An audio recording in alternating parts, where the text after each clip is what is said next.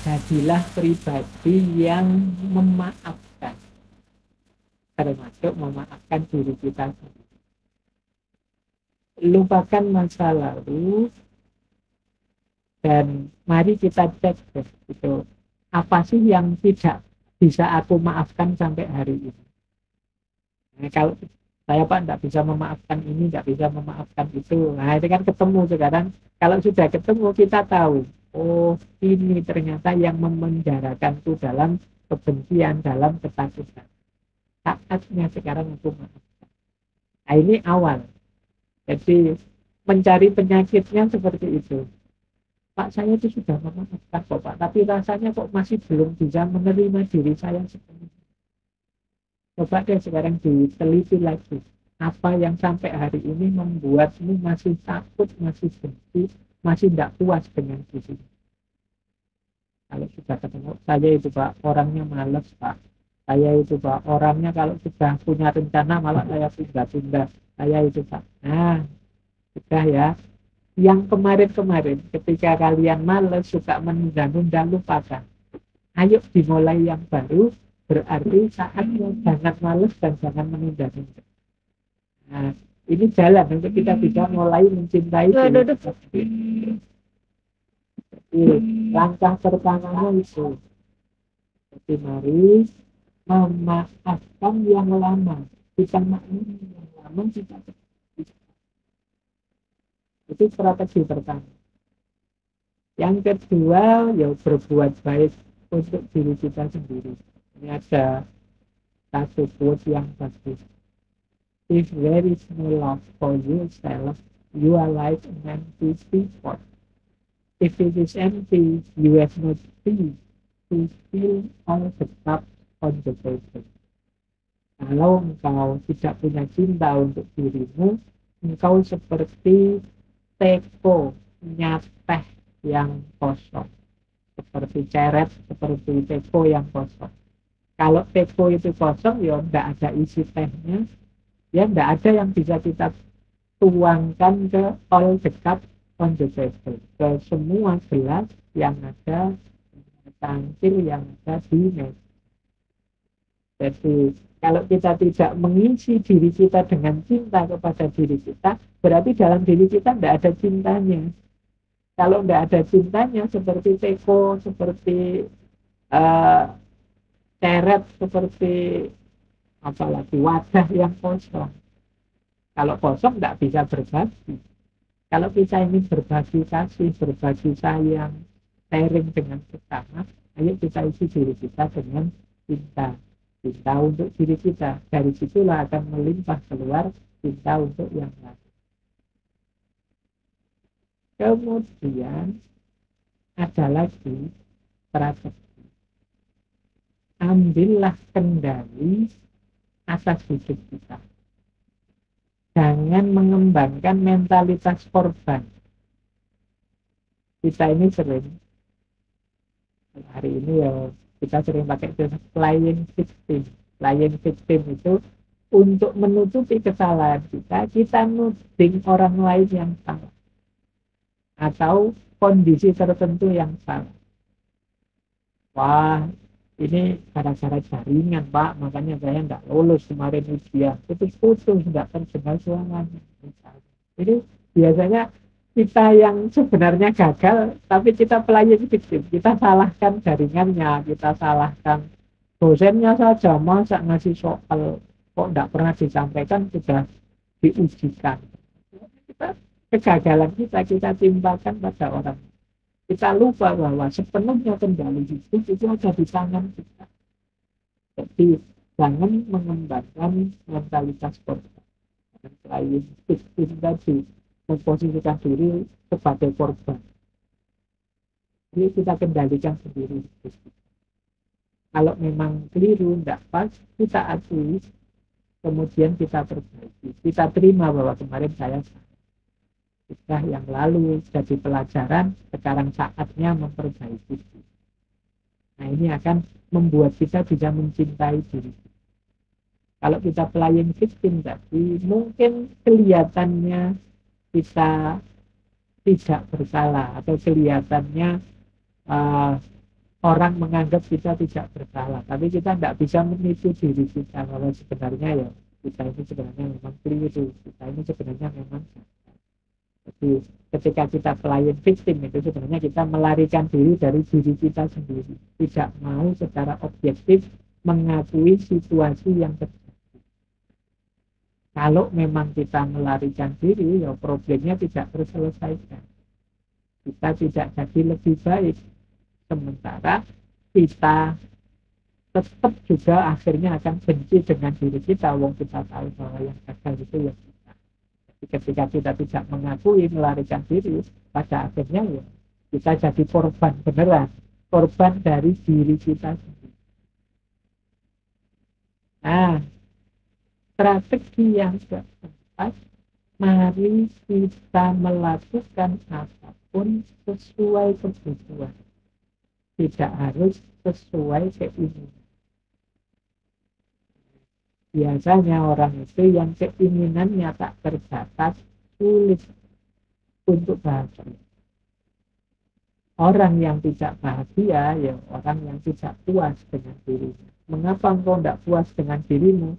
Biasanya karena target ini, target itu tidak terpenuhi. Kenapa tidak terpenuhi? Bisa jadi karena keinginan kita yang tidak terkendali. Kita tidak bisa mengukur kebutuhan kita. Misalnya, kebutuhan itu, kita lapar. Kita lapar itu kan cuma butuh makan dan kenyang. Urusan menunya apa, itu urusan keinginan. Kalau kita tidak bisa mengendalikan keinginan, itu makan ya harus di restoran ini, menu yang mahal ini, itu. Sementara harusnya kalau memenuhi kebutuhan itu di angkringan saja ya cukup. Pakai nasi kucing saja ya sudah bisa kenyang. 2 bungkus, 3 bungkus itu sudah kenyang gitu, pakai nasi kucing. Tapi kan kita tidak sekedar mengejar kebutuhan, mengejar keinginan. Akhirnya ketika keinginan tidak terpenuhi, kita kecewa dengan diri kita. Karena kita kecewa, ya sulit kita bisa cinta pada diri kita. Makanya itu ditulis hanya sedikit orang yang bisa bahagia dengan yang mereka miliki. Mereka inginnya selalu lebih. Ini namanya nuruti keinginan. Makan itu kebutuhan, dan kebutuhan itu urusan perut. Tapi kalau keinginan ini urusan mulut. Wah, menunya inilah selera saya ini, kesukaan saya ini, itu keinginan itu ngurusi. Kalau bahasa Jawanya gugu karepe untu. Jadi mengikuti keinginannya gigi dan lidah. Padahal kalau sudah lewat garis lidah itu ya makanan apa saja yang sama. Ya, apakah makanan yang mahal ataukah makanan murah, kalau sudah masuk terowongan, masuk perut, itu ya perlakuannya sama. Tapi kan kita sering lebih fokus untuk mengikuti keinginannya mulut, dan ini yang sering membuat kita tidak puas hidup kita. Kita diburu-buru, dikejar-kejar oleh keinginan demi keinginan. Akhirnya sulit mencintai diri. Nah, tips lagi yang kelima, kita istiqomahkan. Nah, ini cinta diri kan kualifikasi mental sebenarnya.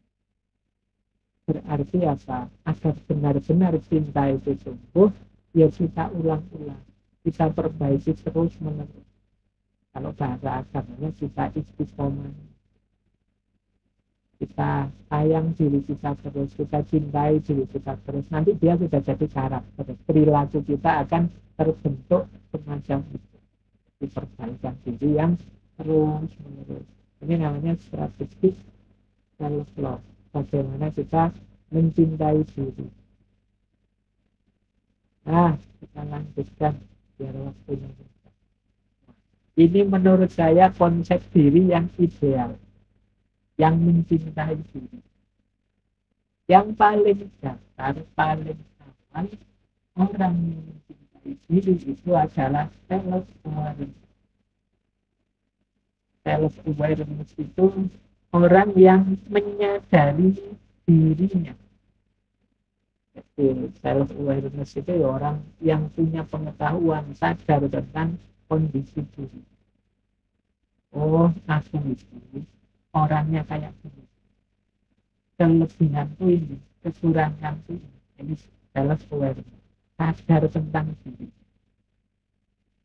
Hanya orang itu yang cuek dengan diri. Saya sering mendengar kalimat-kalimat yang menunjukkan orang ini cuek dengan dirinya.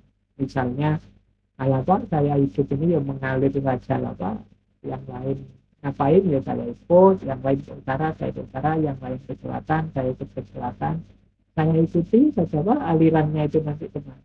Nah, ini namanya belum self awareness, tidak sadar keunikan dirinya. Kalian itu istimewa, oleh Allah diberi banyak potensi. Sadari itu, gali apa kelebihan-kelebihanku, apa kekuranganku, bagaimana menghadapi tantangan hidupku. Ini namanya self aware. Ayo bisa.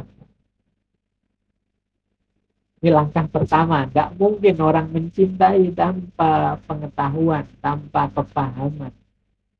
Maka cinta diri juga begitu. Kalau kita tidak kenal diri kita, ya kita tidak mungkin cinta pada diri kita. Bahkan dalam ada satu adagio terkenal sekali, man arofa nafsahu fakot arofa rohbahu. Orang yang kenal dirinya, pada akhirnya dia akan kenal ada Tuhan. Kalau kita mengenali segala macam keistimewaan, misteri, rahasia, kedalaman hidup kita, kita akan sampai pada titik bahwa ada sesuatu yang hari ini kita butuhkan. Tidak mungkin diriku yang istimewa, tidak mungkin diriku dengan segala kelebihan, dengan segala misteri kedalamannya ini terjadi begitu saja.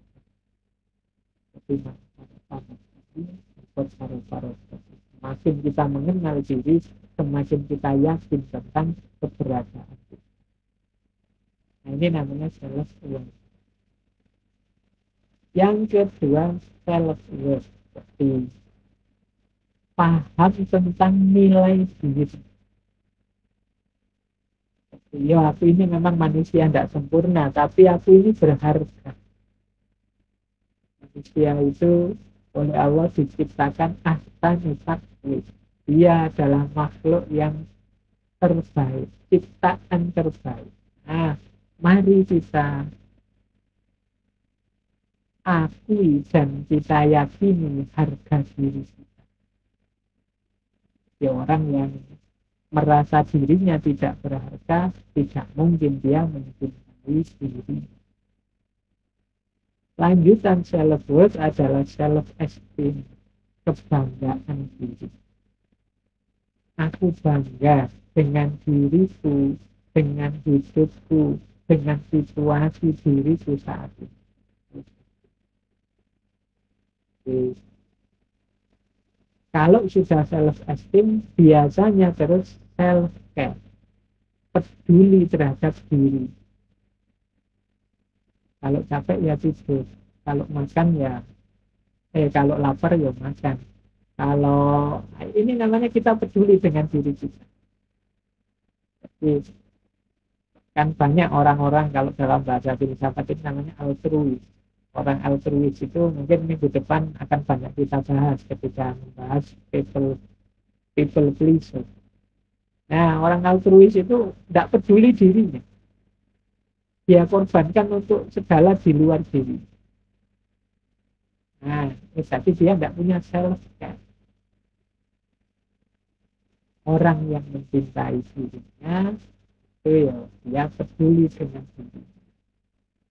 Makanya kemarin misalnya pandemi, ada aturan kalau tidak ingin tertular oleh virus corona, pakailah masker, jangan dekat-dekat orang, jaga jarak misalnya.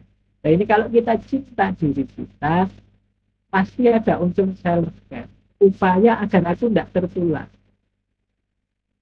Karena tubuh ini anugerahnya Allah, sangat istimewa, harus aku jaga.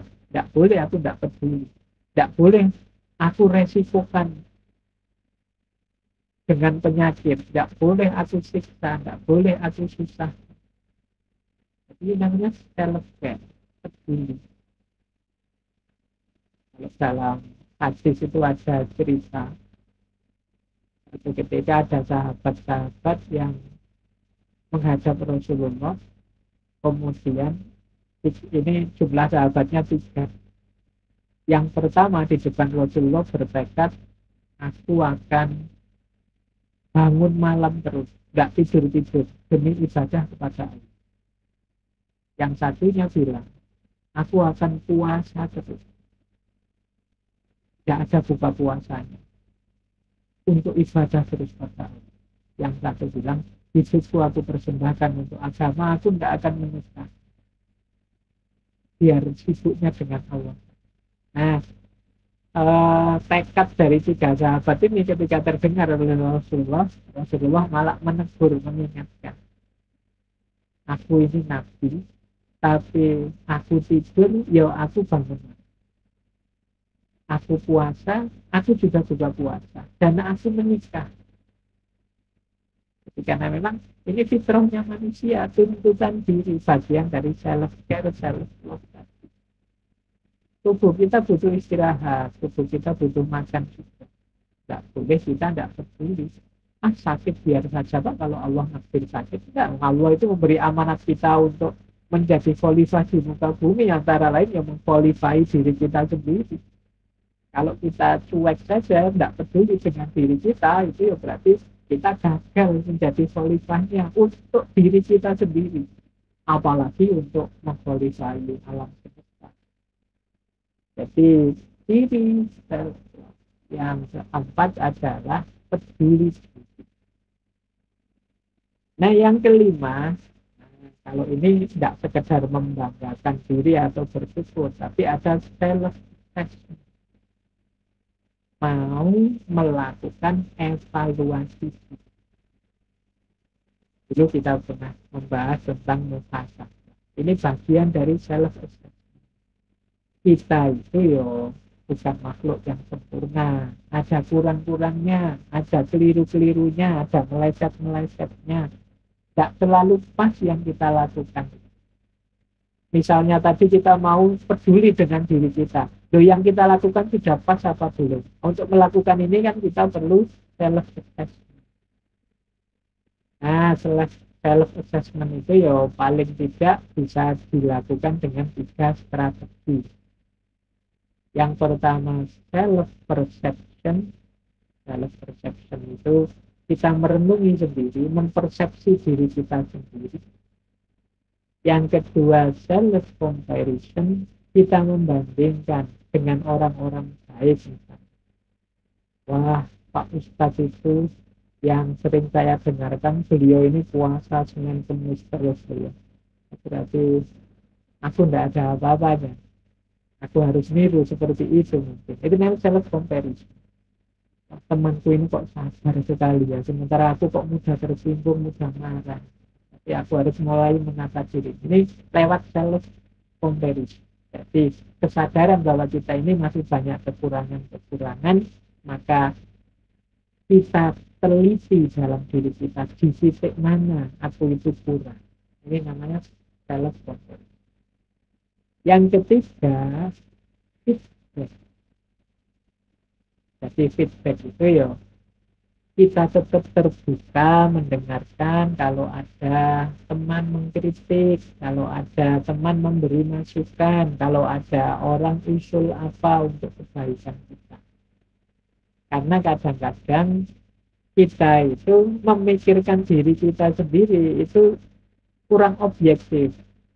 Jadi karena kita terlibat dengan diri kita terus, kita merasa sudah benar kok, sudah sesuai kok. Orang lain yang tahu belum, sampai yang itu ada kurang. Nah, di sini pentingnya teman. Karena kadang-kadang kita sendiri sulit untuk objektif dengan diri kita. Terlalu dekat karena kita di situ tiap hari, tapi orang lain yang kita mungkin bagi orang marah itu wajar saja, normal saja. Kalau ada yang keliru nggak pas memang harus dimarahi. Nah, itu karena kita tiap hari begitu. Tapi teman kita yang bisa ngasih masukan, Mas, Ya marah itu wajar, tapi kalau kayak sampean ini sudah tidak wajar ini apa-apa dikit marah, apa-apa dikit marah. Itu namanya feedback. Penting bagi kita dalam konteks dalam mengevaluasi diri. Jadi orang yang mencintai diri itu yang tidak hanya kok setuju saja, apa mengunggul-unggulkan dirinya saja, tidak. Tapi juga mengevaluasi diri dalam. Kalau sudah ketemu titik-titik mana kita ini kurang, titik-titik mana kita ini harus diperbaiki, pada akhirnya harus mau self refinement. Self refinement itu memperbaiki diri. Tidak sekedar tahu di mana saya lemah, tapi juga aku akan memperbaiki diriku biar jadi lebih baik. Ini manifestasi dari self love juga. Self refinement. Setelah melakukan evaluasi, sekarang ditindaklanjuti dengan memperbaiki. Inilah nanti yang akan membuat kita semakin hari semakin meningkat kualitas hidup kita dan kualitas diri kita. Semakin kualitas diri kita meningkat, semakin cinta kita pada diri kita. Alhamdulillah sekarang saya rajin puasa. Alhamdulillah sekarang saya sudah bisa rutin sedekah. Alhamdulillah. Ini peningkatan-peningkatan yang membuat kita tambah jatuh cinta pada diri kita. Kalau flat-flat saja, tidak ada peningkatan apa-apa, ya mungkin lama-lama kita bosan juga dengan diri kita. Diriku ini kok kayak gini terus, tidak ada perkembangan apa-apa. Itu biasanya ya terus kita kecewa dengan diri kita. Tapi kalau sedikit-sedikit kita sadari, saya juga meningkat kok sedikit-sedikit, aku juga ada naiknya, mungkin bagian ininya, bagian itunya, itu akan menguatkan self. Jadi mencintai diri itu ya tidak sekedar melayani, peduli, menerima, bersyukur dan lain sebagainya, tapi juga ada aspek evaluasi, ada aspek perbaikan diri. Inilah manifestasi dari self-love. Nah, ini ada tips lagi yang menarik agar kita bisa mencintai diri kita. Ada tips begini: perhatikan yang engkau rasakan. Perasaan itu seperti anak-anak, mereka membutuhkan perhatian. Mereka hanya mencoba memberi kita pesan tentang diri kita sendiri. Ketika kita mengakui perasaan kita, mereka mendapatkan perhatian yang mereka butuhkan, lalu ayo kembali ke akal sehat, perspektif yang sesuai. Nah, ini strategi bagi untuk biar tidak terjebak keinginan atau mengikuti rasa yang tidak normal dan lain sebagainya. Kita ini kan dalam hidup kadang-kadang ingin macam-macam, merasakan macam-macam. Rasa kecewa, rasa gelisah, ingin ini, ingin itu. Di antara cara mencintai apa? Akui itu. Jadi kalau di sini kan disebut perasaan itu seperti anak-anak. Sebenarnya mereka itu butuh perhatian. Mari kita perhatikan diri kita dengan segala keinginan, kebutuhan, perasaan. Kalau sedang kecewa, akui, wah ini sedang kecewa. Kalau sedih, akui, aku ini sedang sedih. Kalau memang tidak suka, akui, aku tidak suka yang seperti itu. Nah, ini namanya kita memberi perhatian. Kita akui, kita perhatikan kondisi objektif diri kita. Kalau sudah mengakui, saatnya akal sehatnya digunakan. Aku nggak suka sama Pak Guru itu kalau menjelaskan bulat, ruwet, misalnya. Kita akui ketidaksukaan kita. Tapi setelah itu, yuk kembali ke akal sehat. Tapi kan beliau ya guru, seperti apapun jasanya besar terhadap aku. Yang berarti ketidaksukaan itu ya nanti cara memanifestasikannya nggak boleh sembarangan, tetap sesuai dengan akal sehat. Ini jalan hidup yang memudahkan kita mencintai diri kita. Sering-sering kita itu nggak mengakui, nggak objektif terhadap kondisi jiwa kita, terhadap perasaan kita. Sehingga ya kalau tidak diakui akhirnya ya dia bergeraknya liar. Aku sebenarnya suka sama orang itu, sayangnya orang itu punya suami. Nah itu kan diakui, tapi terus ya sudah nggak dilanjutkan orang punya suami. Kalau sehatnya jalan. Tapi perasaan ini diakui sehingga mudah dikendalikan. Ini nggak boleh, ini nggak boleh. Nah itu kan dikendalikan karena kita akui keberatan. Nah jadi ini strategi yang pertama. Kita akui, kita perhatikan apa yang kita rasakan. Kalau sudah diperhatikan, kembali ke perspektif yang sesuai, kembali ke akal sehat. Ini penting bagi kita agar hidup tetap terarah tapi tidak kecewa dengan diri kita sendiri. Penting mungkin kita juga harus melatih, membiasakan diri untuk bersyukur. Hidup kita itu sebenarnya penuh dengan hal-hal yang positif. Bahkan dalam segala yang kita anggap negatif. Kalau dalam fikih agama itu ada istilah segala sesuatu ada hikmahnya. Nah, berarti apa? Ada manfaatnya. Alhamdulillah ya Allah, aku dapat masalah ini. Akhirnya aku paham caranya. Aku ngerti cara mengatasinya. Itu kan cukup. Alhamdulillah aku kemarin kena sakit COVID. Akhirnya sekarang aku ngerti cara menghadapinya. Cara misalnya nanti tidak ke karantina sendiri aku ngerti cara. Itu kan dapat ilmu. Dalam hal yang paling baik sekalipun kita bisa menemukan sudut positif. Beda dengan tadi yang orang mindsetnya pembenci tadi, dalam hal yang paling baik sekalipun dia melihatnya dari sudut negatif. Tapi ayo latihan jadi pribadi yang bersyukur dalam hal yang paling baik sekalipun kita bisa menemukan sisi positif. Nah, selanjutnya penting juga pergaulan kita. Yuk kita cari teman-teman, orang-orang yang setipe dengan kita, yang suportif, yang peduli. Kalau kita ingin jadi pribadi yang bersyukur, cari teman-teman yang memang karakternya karakter suka bersyukur. Kalau kita ingin teman-teman yang mencintai diri, ya sesama teman yang mencintai diri akan mudah suportif peduli. Lingkungan juga menentukan. Orang itu kadang-kadang punya teman apa, seperti itulah dia terbentuk. Aslinya pendiam, tapi kok kebetulan kuliah di Jogja satu kos dengan teman yang cerewet. Itu biasanya terus secara tidak sadar terpengaruh ikut banyak orang. Lingkungan sekeliling teman juga menentukan. Terus self reward.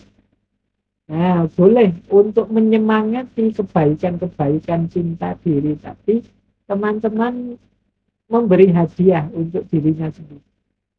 Kalau aku meningkat lebih baik, aku jadi ini atau aku meraih ini, meraih itu, sukses di sini, sukses di situ, aku akan memberi hadiah diriku ini. Biasanya makannya di angkringan, kalau nanti aku sukses tidak sombong, berhadapan dengan orang ini, orang itu, yes, makan di restoran lah sekali, tidak apa-apa. Self reward ini. Jadi, memberi hadiah untuk diri kita sendiri. Nah, penting dalam rangka menyemangati. Kemudian afirmatif atau positif self-talk. Memberi afirmasi positif pada diri. Aku ini mampu, aku ini penting loh, aku ini istimewa loh, keistimewaanku banyak loh, aku ini namanya positif self-talk. Kita itu kan sering ngobrol dengan diri kita sendiri, sadar atau tidak sadar, ada yang dibunyikan, ada yang tidak. Mungkin ada teman itu yang suka berunding ngomong sendiri, itu kan self-talk namanya. Nah, yuk sering-sering self-talk yang positif. Kalau tidak terkontrol nanti self-talknya negatif. Kalau self-talknya negatif, ya berpengaruh terhadap diri yang negatif. Oke, kan kita dalam hidup sehari-hari ini kan mengalami macam-macam peristiwa, biasanya terus komen. Komen itu ya berunding sendiri, mengucapkan sesuatu sendiri.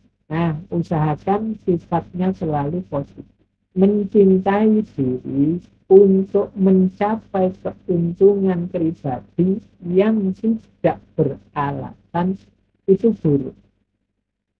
Tetapi mereka yang mencintai diri untuk mencapai prinsip-prinsip yang baik adalah jenis kebaikan terbaik. Meskipun kata Aristoteles, jenis cinta diri yang pertama ini yang sering ada dalam diri kita. Jadi cinta diri itu kalau targetnya adalah kesenangan pribadi saja, keuntungan pribadi saja, ini negatif kata Aristoteles.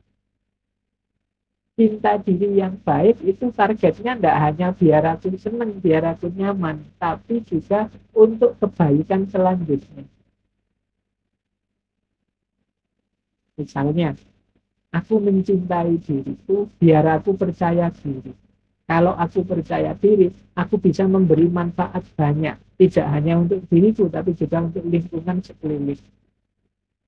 Nah, jadi ini targetnya adalah kebajikan selanjutnya. Tadi kan cinta diri itu diposisikan sebagai dasarnya semua kebaikan. Karena berawal dari diri kita. Maka tujuan dan targetnya tidak boleh untuk kepentingan-kepentingan sesaat atau keuntungan yang pribadi saja. Tapi harus untuk kebaikan selanjutnya. Dan itulah kebaikan yang terbaik kata Aristoteles. Jadi kita mencintai diri kita ya, tapi cinta kita ini tidak selesai dengan saya sudah mencintai diri kita, Pak. Tidak selesai dengan itu. Tapi setelah aku mencintai diriku, Pak, aku bisa mencintai sesama. Aku bisa peduli dengan yang lain. Aku tidak egois lagi dan lain sebagainya. Hal yang sama dikatakan oleh Cicero. Nah, ini filosof Stoik lagi. Lu pernah kita bahas juga satu. Katanya Cicero, sui amante sine rivali. Pecinta diri yang tanpa saingan ditakdirkan untuk berakhir dengan kegagalan. Pecinta diri tanpa saingan itu pecinta diri yang egois. Nanti kita jelaskan bedanya apa egoisme dengan cinta diri. Jadi pecinta diri yang menganggap dirinya lah satu-satunya, yang penting, yang hebat, yang satu. Orang seperti ini akan gagal.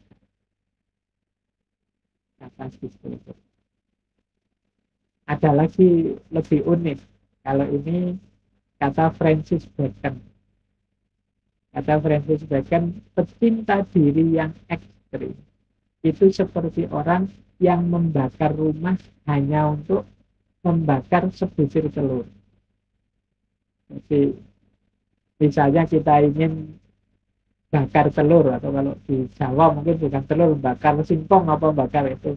Loh, yang kita pakai untuk bakar singkong tadi itu rumah kita. Ini analogi dari Francis Bacon. Orang yang seperti ini apa? Pecinta diri yang ekstrim.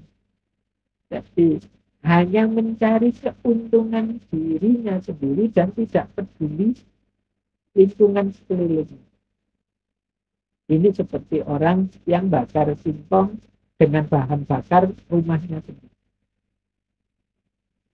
Ini jelasnya apa? Nanti dijelaskan oleh Erich Fromm. Kata Erich Fromm, cinta diri sendiri itu berlawanan dengan mementingkan dirinya sendiri. Orang yang mementingkan diri sendiri, mengabaikan orang lain, itu menunjukkan sebenarnya dia tidak mencintai dirinya sendiri. Mengapa? Karena ia tidak tahu dorongan eksistensial dirinya untuk mencintai. Ia hanya menutupi dan mengkompensasi kegagalannya untuk memahami dirinya secara benar. Maksudnya Erich Fromm itu begini. Kalau kita mencintai diri kita, itu kan berarti kita memenuhi kebutuhan-kebutuhan diri kita. Nah, orang yang benar-benar mencintai dirinya, pasti dia peduli dengan orang lain. Mengapa? Karena dalam diri kita yang fitrah, yang asli, original, itu ada dorongan untuk hidup bersama yang lain, untuk peduli pada yang lain.